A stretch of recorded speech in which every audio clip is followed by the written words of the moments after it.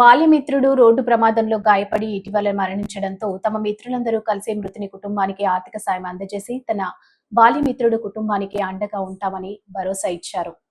వివరాల్లోకి వెళ్తే సూర్యాపేటలోని కొమటికుంటకు చెందిన పిట్టల యుగేందర్ గత 6 నెలల క్రితం రోడ్డు ప్రమాదానికి గురయ్యాడు. హైదరాబాద్లోని ఓ ఆసుపత్రిలో చికిత్స పొందుతూ ఇటీవల మరణించాడు. దీంతో తమ బాల్యమిత్రులు కూడా ప్రభుత్వ పాఠశాలలో 2001-2002 బ్యాచ్ 10వ తరగతికి చెందిన స్నేహితులు దశదిన కర్మ సందర్భంగా పిట్టల యుగేందర్ కుటుంబ సభ్యులకు 30,000 రూపాయల ఆర్థిక సహాయాన్ని అందించి అండగా నిలిచారు.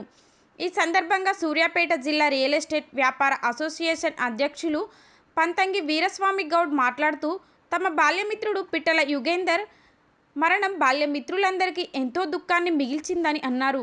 భవిష్యత్తులో కూడా వారి కుటుంబానికి అండగా ఉంటామని భరోసా ఇచ్చినట్లు చెప్పారు.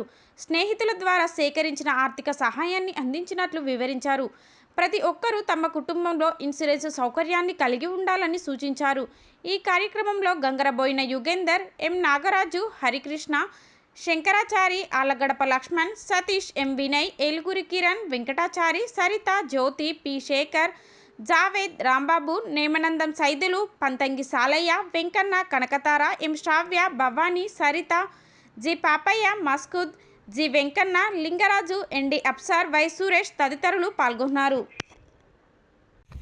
మా తోటి స్నేహితుడు 10th క్లాస్ బ్యాచ్ పిట్టల యుగేందరు గత కొంతకాలంగా అనారోగ్యంతో మన యాక్సిడెంట్లో దసరానాడు యాక్సిడెంట్లో చనిపోవడం జరిగింది.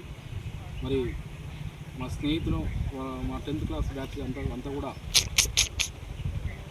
మరి ప్రతి ఒక్కరూ కొంత సాయం, ఆర్థిక సాయం వారి కుటుంబానికి దశదిన కర్మకు ఎంతో కొంత వారి కుటుంబానికి చేకూర్చాలని ఈరోజు మరి వారి స్వగ్రామం కోమటికుంటకు వచ్చి మేమంతా వారికి ఇవ్వడం జరిగింది.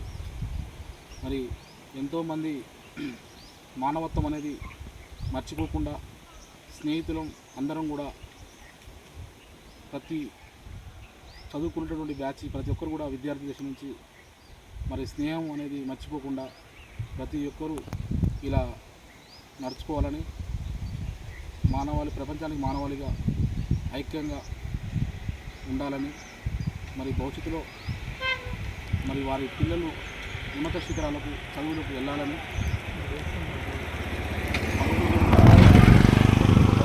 ఆశీర్వాదం ఉండాలని మా స్నేహితులు అందరం కూడా కోరుకుంటూ సెలవు తీసుకుంటున్నాం.